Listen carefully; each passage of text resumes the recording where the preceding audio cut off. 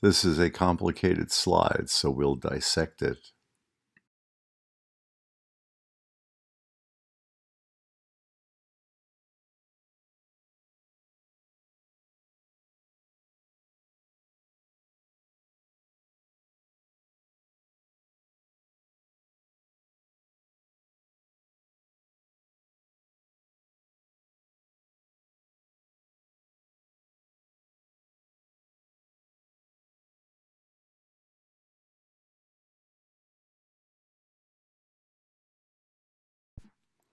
The electron transport system makes energy efficiently but dangerously because if it's overloaded or backed up, it produces an excess of free radicals that require the system to adjust.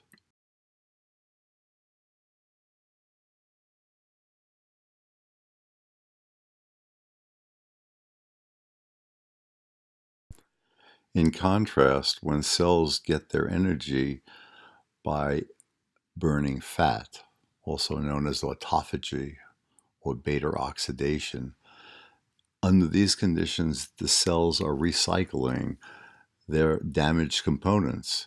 In fact, the components that were typically damaged when energy was being produced efficiently via the electron transport system.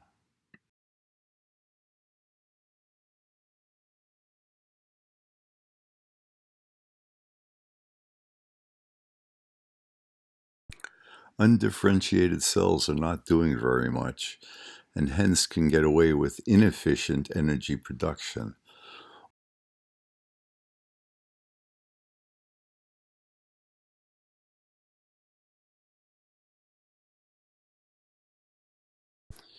Embryonic stem cells burn fat and hence safely produce energy, which they are doing in a minimalist fashion because they're basically hanging out waiting to do something.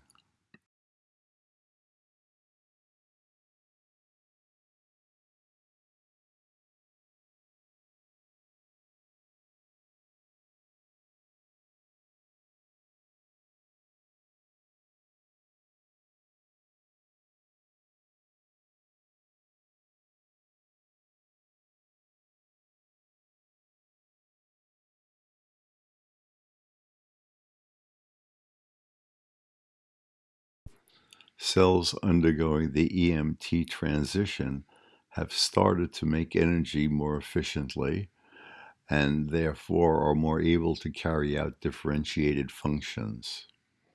They balance between using an electron transport system but significantly get their energy from aerobic glycolysis as well as glutaminolysis.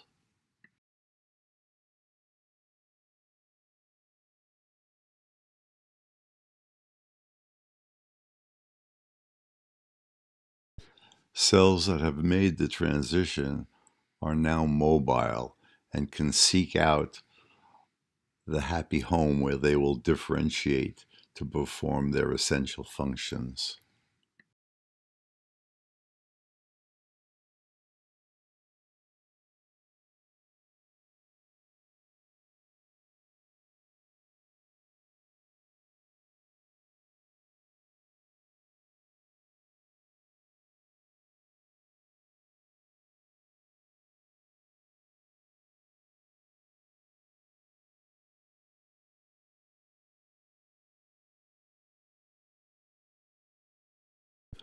Differentiated cells prefer to make energy efficiently.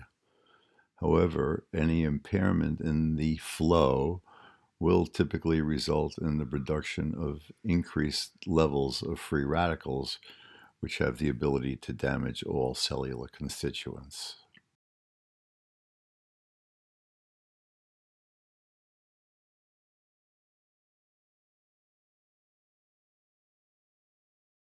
All living entities are constantly producing free radicals that must be kept in an appropriate balance. They're important signaling agents, so they tell the cells how to adapt.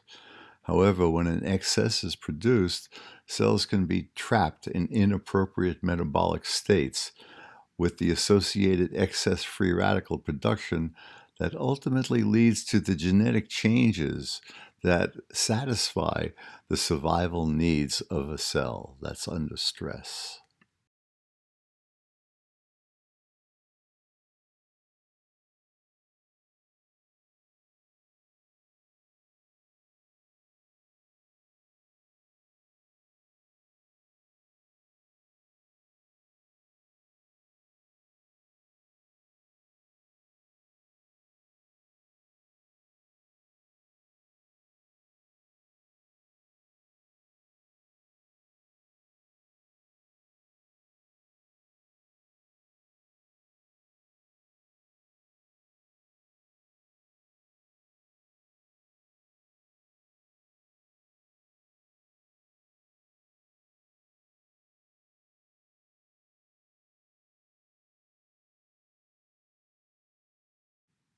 Cancer cells are under constant metabolic stress, and hence they choose the pathways that minimize excess free radical production.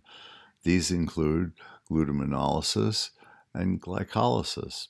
However, ultimately, if a cell is continuously stressed, it will select for the ability to burn fat, under which conditions the cell basically isolates itself from its environment and focuses on survival, which it does by repairing the damages that were caused by burning energy efficiently.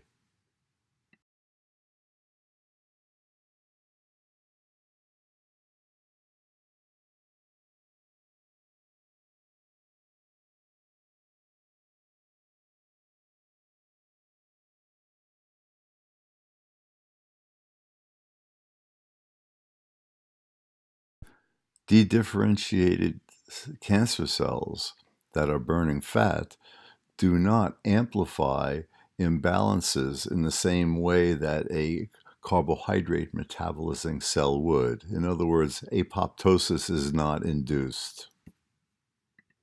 Hence, it's very difficult to kill these cells, and extra means are necessary to overload them with free radicals.